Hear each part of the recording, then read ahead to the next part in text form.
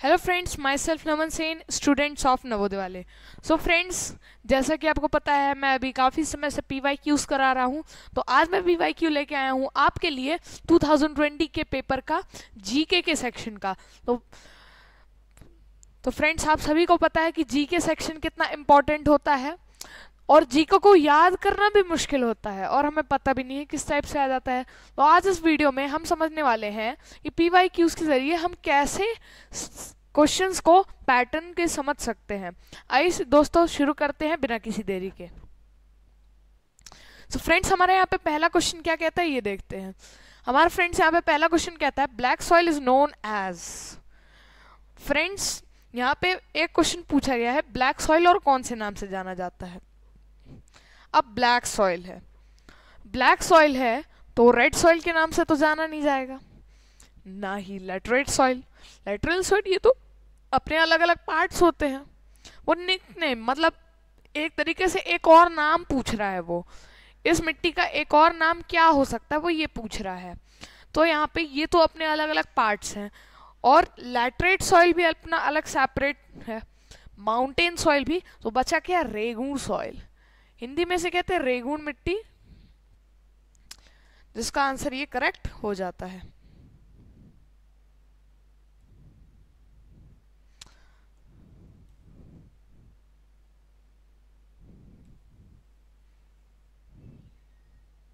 चलिए फ्रेंड्स, अगले क्वेश्चन की तरफ बढ़ते हैं। PV Sindhu is associated with which sport. यानी कि जो आपने काफी जगह पे नाम सुना होगा पीवी सिंधु, ये कौन से स्पोर्ट से रिलेटेड है। तो फ्रेंड्स, इसका रियल आंसर है बैडमिंटन। पीवी सिंधु जो है वो बैडमिंटन गेम से एसोसिएटेड है। चलिए फ्रेंड्स, अगले क्वेश्चन की तरफ बढ़ते हैं। हमारा 53 नंबर क्वेश्चन क्या कहता है ये देखते हैं। The space program of government of India is looked after by. Space program government of India का, यानी इंडिया का स्पेस प्रोग्राम कौन सी कंपनी करती है। आपने ज्यादातर मूवीज में भी देखा होगा या फिर सुना भी होगा, इसरो। इसरो का full form Indian space research organisation. ISRO का फुल फॉर्म है, ये स्थित है बैंगलोर में। इसका हेडक्वार्टर कहाँ पे है, बैंगलोर में इसका हेडक्वार्टर है। और ये इंडिया के लिए काफी महत्वपूर्ण है क्योंकि यहाँ से आपका अभी हाल ही में चंद्रयान 3 भी लॉन्च हुआ है, तो जिसके कारण ये काफी मोस्ट इंपॉर्टेंट क्वेश्चन हो जाता है। अगले क्वेश्चन की तरफ बढ़ते हैं। Bhakra Nangal dam is build on the river. तो फ्रेंड्स, भाखरा नांगल जो डैम है वो किस नदी पर बना हुआ है। तो आंसर इसका सिंपल है, सतलुज नदी पर भाखरा नांगल डैम बना हुआ है। अगला क्वेश्चन हमारा क्या कहता है ये देखते हैं। Who is known as iron man of India.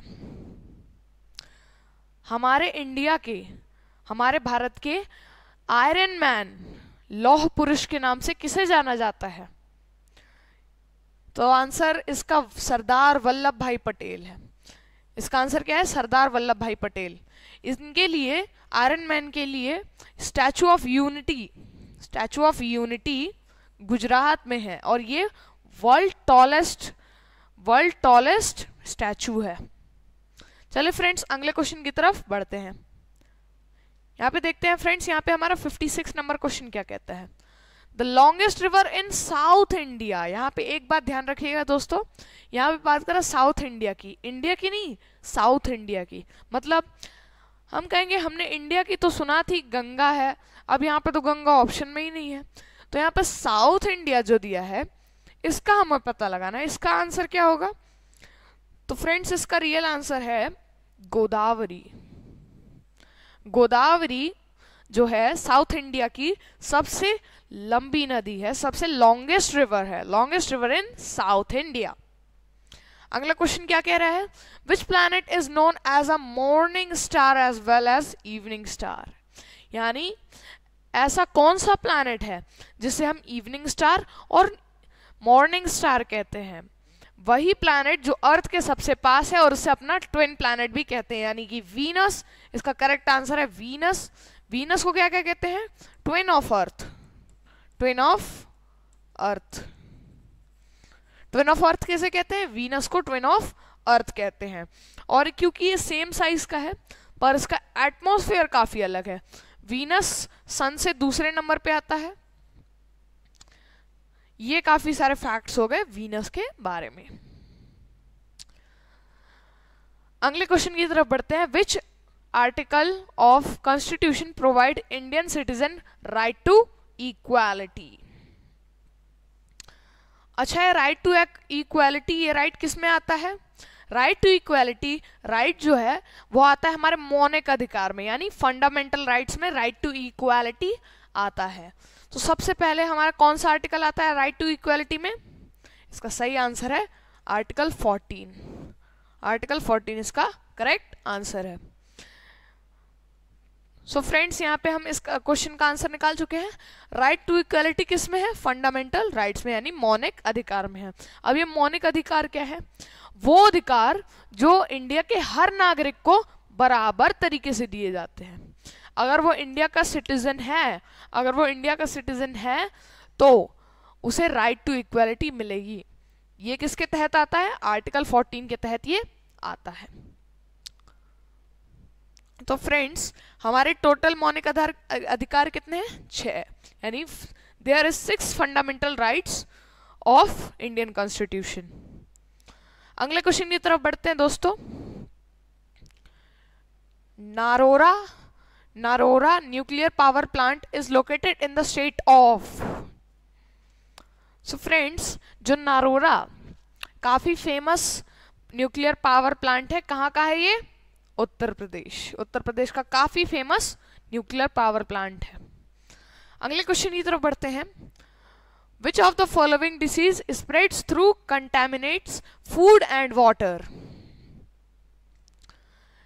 ऐसा कौन सा डिसीज है जो कि फैलता है फूड और वाटर में? कंटेमिनेटेड फूड और वाटर में ये फैलता है। ऐसा कौन सा डिसीज है भैया जो पानी और खाने से ही फैल जाता है? उसका करेक्ट आंसर है कॉलेरा। कॉलेरा एक ऐसी बीमारी है जो कि पानी से और खाने से फैलती है। तो इसका करेक्ट आंसर कॉलेरा हो जाता है। अगले क्वेश्चन की तरफ बढ़ते हैं।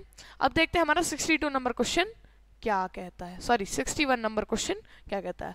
विच is biggest desert in the world. ये तो काफी मेजर क्वेश्चन है जो कि काफी सारे लोगों को पता होगा, और जिनको नहीं पता है वो देख लेते हैं एक बार। Which is the biggest desert in the world. World का सबसे बड़ा डेजर्ट कौन सा है? तो इसका करेक्ट आंसर है दोस्तों सहारा डेजर्ट, जो कि नॉर्थ ऑफ अफ्रीका में है।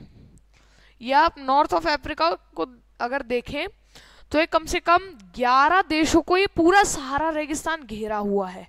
यानी ये जो डेजर्ट है सहारा डेजर्ट, ये किसी एक डेजर्ट मतलब किसी एक कंट्री में नहीं है, इसके अंदर बहुत सारी कंट्री है, जैसे कि इजिप्ट है और भी काफ़ी सारी कंट्रीज हैं अफ्रीका की जिसमें ये सहारा डेजर्ट पूरे पर है। तो इसका करेक्ट आंसर है दोस्तों क्या? इसका करेक्ट आंसर यहीं पे सहारा डेजर्ट हो जाता है। अगले क्वेश्चन की तरफ चलते हैं दोस्तों। Manas national park is located in the state of. Friends, यहाँ पे एक ट्रिक आती है कि असम के मानस, या तो आप इस तरह से इसको एक लाइन में आप देख सकते हैं। असम चल दिए काजी मानस। ये एक ऐसी लाइन है जिसमें 2 नेशनल पार्क आ जाते हैं, एक काजीरंगा नेशनल पार्क और एक मानस नेशनल पार्क। और मानस नेशनल पार्क हमें पता चले अब कहाँ का है? असम का मानस नेशनल पार्क काफी फेमस है। और एक और इसका बहुत फेमस, और ये शायद क्वेश्चन में भी आ सकता है, Kaziranga national park. Kaziranga national park एक ऐसा नेशनल पार्क है जिसमें वन हॉर्न्ड राइनो रहते हैं। वन हॉर्न मतलब एक सींग वाले राइनो। एक सींग वाले राइनो कैसे? जिनके सिर्फ एक सींग होते हैं, राइनोसोरस ऐसे। असम के काजीरंगा नेशनल पार्क में ये होते हैं।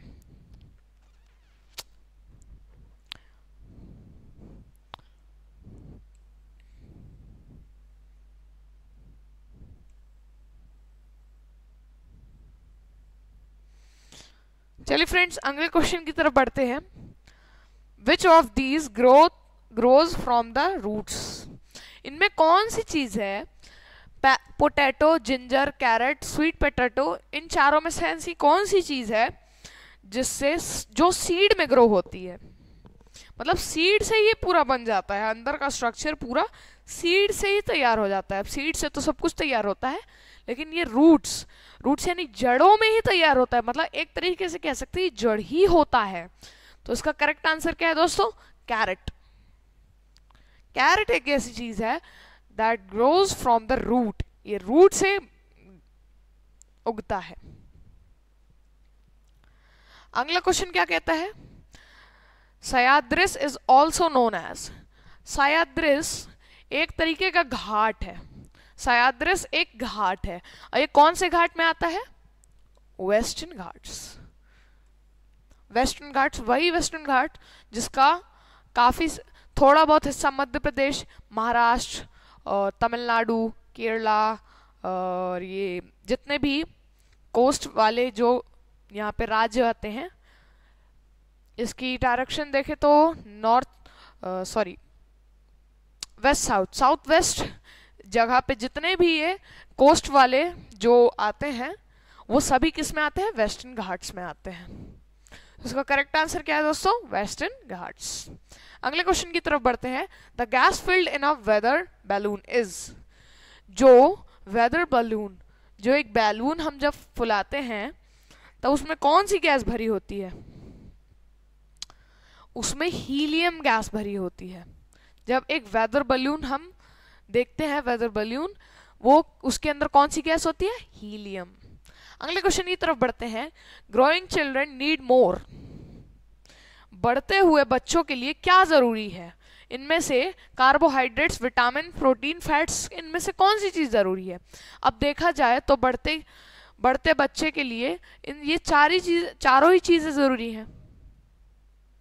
ये चारों ही चीजें बढ़ते बच्चे के लिए बहुत जरूरी है। लेकिन बढ़ते बच्चे के साथ उसको सबसे जरूरी क्या है?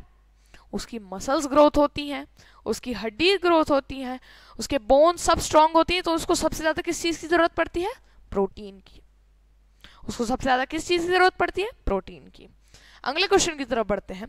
Which gas is dissolve under pressure in soft drinks? ऐसी कौन सी गैस है जो कि सॉफ्ट ड्रिंक्स यानी जैसे कोका कोला, पेप्सी, इन सब के प्रेशर के कारण दब जाती है?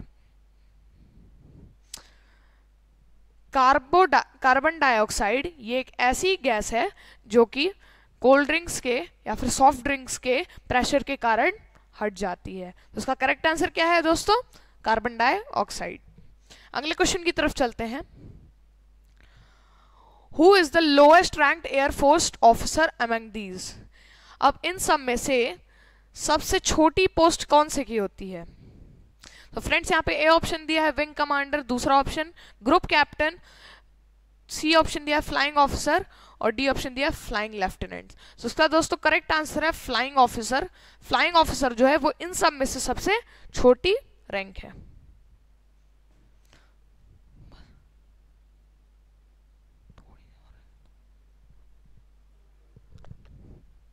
तो फ्रेंड्स हम अपने अगले क्वेश्चन की तरफ चलते हैं।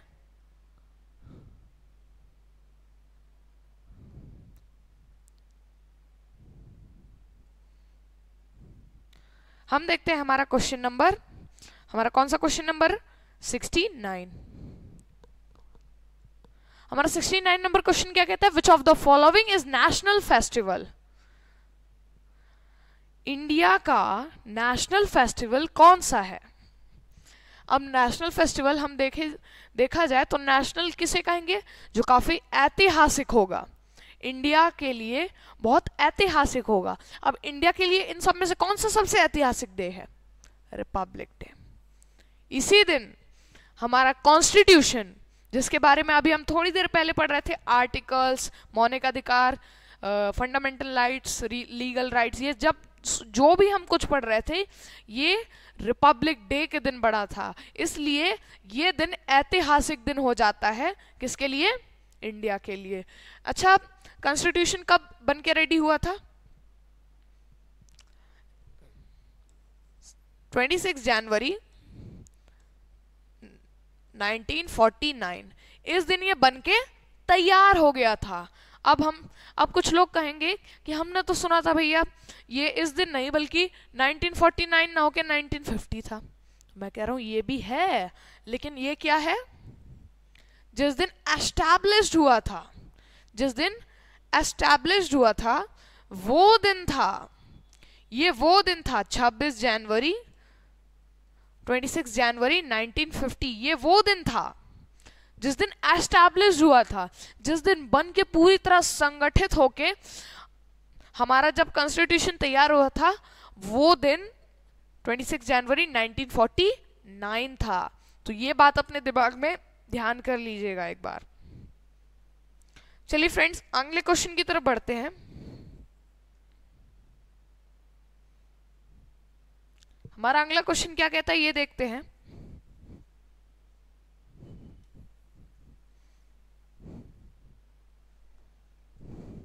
चलिए फ्रेंड्स, अगले क्वेश्चन की तरफ बढ़ते हैं। Doctor Amartya Sen won Nobel prize in which field? Friends, ये वही अमर्त्य सेन है जो कि विश्व भारती यूनिवर्सिटी में पढ़े हुए स्टूडेंट्स हैं। अमर्त्य सेन विश्व भारती यूनिवर्सिटी में पढ़े थे। ये किस विश्व भारती यूनिवर्सिटी किसने ओपन की थी? रविंद्रनाथ टैगोर ने। तो अमर्त्य सेन वहीं से पढ़कर आए थे। और ये किस चीज में नोबेल प्राइज मिला था इनको? इकोनॉमिक्स। इकोनॉमिक्स में इन्हें नोबेल प्राइज मिला था। 71 नंबर क्वेश्चन पे की तरफ बढ़ते हैं फ्रेंड्स। अब देखते हैं 71 नंबर क्वेश्चन क्या कहता है। The imaginary line drawn one half between North Pole and South Pole is called. So friends, आपको याद होगा मैंने कुछ सेशंस पहले आपको shape of earth and gravitation पढ़ाया था। उसमें आपको एक क्वेश्चन बताया था कि इमेजिनरी लाइन जो कि नॉर्थ पोल को साउथ पोल से इक्वली डिवाइड करता है। अब इक्वली डिवाइड करता है उसे हम क्या कहेंगे? इक्वेटर। हमारी इक्वेटर ऐसी लाइन है जो कि इमेजिनरी लाइन है। हाँ, यहाँ पे एक और वर्ड यूज हुआ है जो कि मैं अपने सेशन में आपको बता चुका हूँ। इमेजिनरी मतलब जो हमने सोच रखा है, जो हमारे दिमाग में ये फिट हो गया है, ये इमेजिनरी है। इमेजिनरी मतलब हमारी थिंकिंग है कि ऐसे हमने बांट रखा है। किसके लिए बांट रखा है? ताकि हम अर्थ को समझ पाए, इसलिए हमने इक्वेटर में बांट रखा है। अगर मान लीजिए इक्वेटर ना होता तो ना ही नॉर्दर्न हेमिस्फीयर होता ना ही साउदर्न हेमिस्फीयर, तो हम कहाँ से पढ़ पाते हैं shape of earth and gravitation? तो ये काफी अहम हिस्सा है। इमेजिनरी लाइंस सब कुछ सोच में ही डिपेंड करता है। हमारा जितना भी सब्जेक्ट है सोच पे ही है। किसी ने सोचा ऐसा तब तो ये बन पाया, समझ रहे हैं? तो ये बहुत बड़ी चीज होती है इमेजिनेशन। अगले क्वेश्चन की तरफ बढ़ते हैं। The largest island in the world is? दुनिया का सबसे बड़ा आइलैंड, दुनिया का सबसे बड़ा आइलैंड कौन सा है? तो आपने एक नाम सुना होगा, ग्रीनलैंड। ग्रीनलैंड कहां पे है? ग्रीनलैंड नॉर्थ पोल साइड है। ग्रीनलैंड में बहुत ठंडी होती है और ये वर्ल्ड का सबसे बड़ा आइलैंड है, सबसे बड़ा आइलैंड है। अगले क्वेश्चन पे चढ़ते हैं, लास्ट थर्ड क्वेश्चन। हमारा लास्ट थर्ड क्वेश्चन क्या कहता है? हमारा लास्ट थर्ड क्वेश्चन ये कह रहा है, the coldest place in the world lying in the south frigid zone is? So friends, ये ऐसा बोल रहा है कि अर्थ पे ऐसी कौन सी जगह है जो सबसे ठंडी है, lying in south frigid zone, यानी साउथ जगह पे, साउथ वाले जोन पे, साउथ वाले पोल के जोन पे ये पाए जाते हैं। तो हमें सबको पता है कि दुनिया की सबसे ठंडी जगह कौन सी है? एंटार्क्टिका। लेकिन साउथ फ्रिजिड जोन की क्या है? वो भी एंटार्क्टिका है। यानी हमारा करेक्ट आंसर क्या है? B number option, Antarctica. हमारा एंटार्क्टिका करेक्ट आंसर है। चलिए फ्रेंड्स, लास्ट सेकंड क्वेश्चन की तरफ बढ़ते हैं। हु इन्वेंटेड टेलीफोन इन 1876? यहाँ पे हमें ये तो याद है कि टेलीफोन कब बना, मतलब किसके द्वारा बनाया गया। किसके द्वारा बनाया गया है? Alexander Graham Bell. इसका करेक्ट आंसर क्या है? Alexander Graham Bell. अब आप इसको इस तरीके से याद कर सकते हैं, कि टेलीफोन, टेलीफोन कैसे बजती है? बेल बजती है ना उसमें, जब हमको पता चलता है किसी का फोन आता है तो बेल बजती है उसमें, तो क्या होगा इसका? Alexander Graham Bell. इसका करेक्ट आंसर हो जाएगा। ये ट्रिक है छोटी छोटी जो हमें खुद से ही बनानी चाहिए, हम याद करने पर लग जाते हैं। अब ये वो दरअसल याद नहीं होता, वो रटने लगता है, तो हम छोटी छोटी अपने से ट्रिक्स बनाकर इन्हें याद कर सकते हैं। अब 75 हमारा आखिरी क्वेश्चन क्या कहता है? Ghoomar is a popular folk dance of which of the following states? अच्छा, 74 नंबर क्वेश्चन में आपको एक बात बताना भूल गया कि टेलीफोन कब इन्वेंट हुआ था? 1876। ये बात एक बहुत इंपॉर्टेंट है। अलेक्जेंडर ग्राहम बेल बहुत लोगों को पता होती है, ये तो मेरे ख्याल से फर्स्ट या फिर सेकंड की बुक में भी दिया होता है कि इन्वेंशन ऑफ टेलीफोन किसने किया है? ग्राहम बेल ने, अलेक्जेंडर ग्राहम बेल ने किया था। लेकिन ये बात इसमें याद करने वाली कि 1876 में ये 1876 में इसे बनाया गया था, तो ये बात यहाँ पे याद करने वाली हो जाती है। अब अगले क्वेश्चन की तरफ बढ़ते हैं। हमारा last and 75 and last question यहाँ पे क्या कहता है? Ghoomar is a popular folk dance of which of the following states? Ghoomar Ghoomar Ghoomar Ghoomar, ये आपने गाना सुना है? तो ये कहाँ पे गाना बजता है? राजस्थान। इसका करेक्ट आंसर क्या है? राजस्थान। राजस्थान इसका करेक्ट आंसर है। यानी कि जो घूमर डांस है, घूमने वाला डांस, ये कहाँ पे दिखाया जाता है? राजस्थान में। तो फ्रेंड्स, यहीं पे हमारा आज का सेशन कंप्लीट होता है। धन्यवाद आपका इस सेशन को देखने के लिए, बहुत बहुत शुक्रिया। अब हम मिलेंगे अगले सेशन में, तब तक के लिए थैंक यू।